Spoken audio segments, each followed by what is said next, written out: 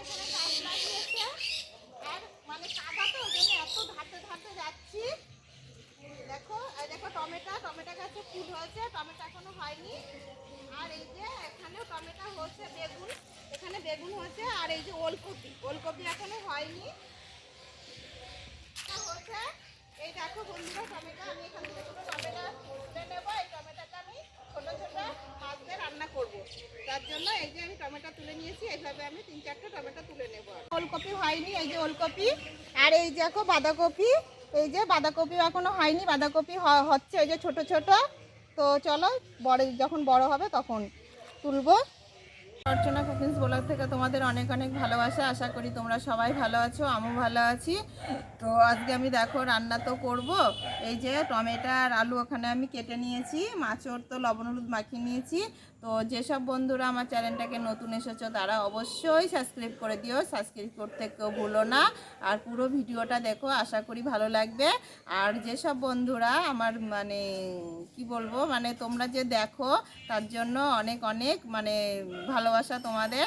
আর আমার জন্য অনেক ভালোবাসা রইলো তোমাদের।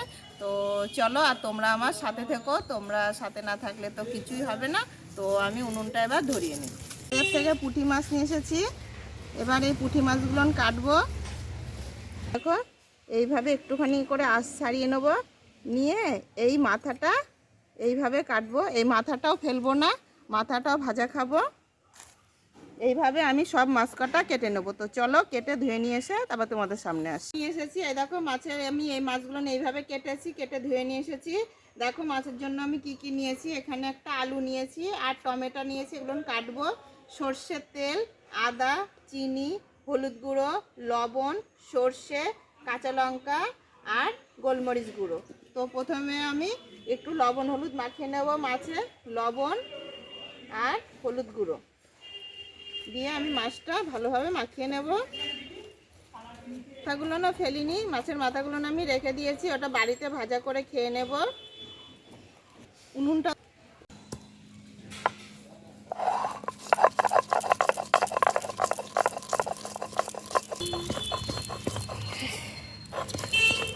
কড়ার মধ্যে আমি সরষের তেল দিয়ে দিচ্ছি, মাছগুলো ভাজা করে নেব। তেলটা গরম হয়ে গেছে, এবার আমি এর মধ্যে মাছ দেব।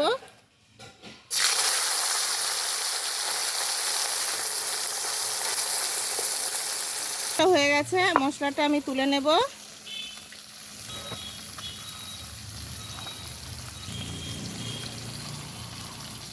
হয়ে গেছে মশলাটা, এই যে তুলে নিলাম। আমার ভাজা হয়ে গেছে, এবার আমি উল্টিয়ে দিচ্ছি। এই দেখো আমি একটু লাল লাল করে মাছগুলো ভেজে নেব।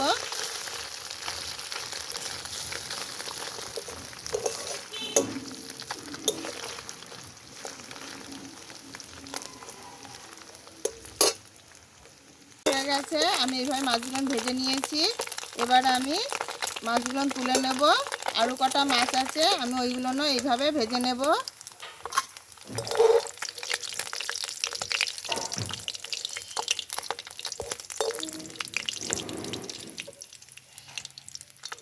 মাছ কাটা ভাজা হয়ে গেছে, আমি এবার মাছগুলো তুলে নিলাম।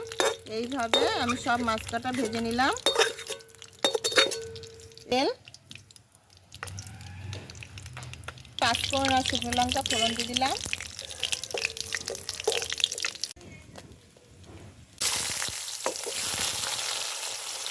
আলু কুচিয়ে রেখেছিলাম আর টমেটোগুলো দিয়ে দিলাম। আমি এই কাঁচা লঙ্কা কটা পরে দেবো।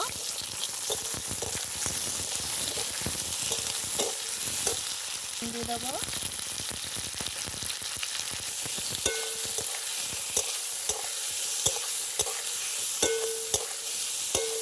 দেখো একটুখানি ভেজে ভেজে নিয়েছি, নেওয়ার পরে এবার আমি এই যে মশলাটা করে রেখেছিলাম সর্ষে বাটা, এটা আমি দিয়ে দিলাম এর মধ্যে।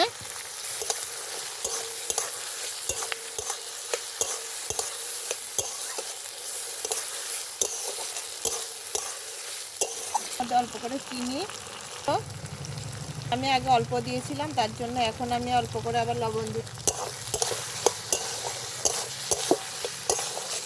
আমি এর মধ্যে এখনো হলুদ দিইনি, হলুদটা আমি পরে দেব। আর একটু কষায় নিয়ে তারপরে হলুদটা দেব।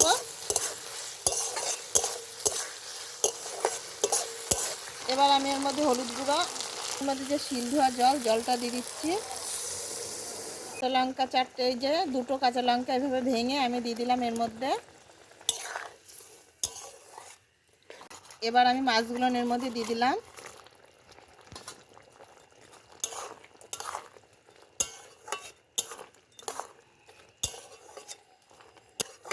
এর মধ্যে একটু সরষের তেল দিয়ে দেবো, কাঁচা তেল। কাঁচা সরষের তেল দিলে ভালো লাগে এইসব তরকারিতে।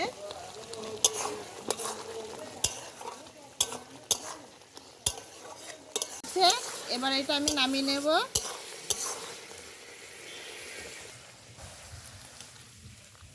আমি শুধুই খাবো, ভাতটা এখনো হয়নি, কিন্তু এই তরকারিটা রুটিতে খেতে বেশি ভালো লাগবে। আমি অল্প একটুই নেব, বেশি নেব না। এই যে মাছ,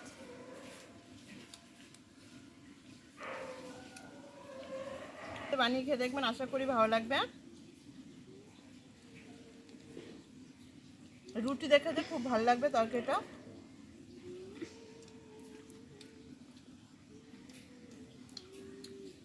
এত ভালো হয়েছে কি বলবো, খুব সুন্দর হয়েছে তরকারিটা। আপনারা মানে কথা বলতে পারছি না, এতটা ভালো হয়েছে।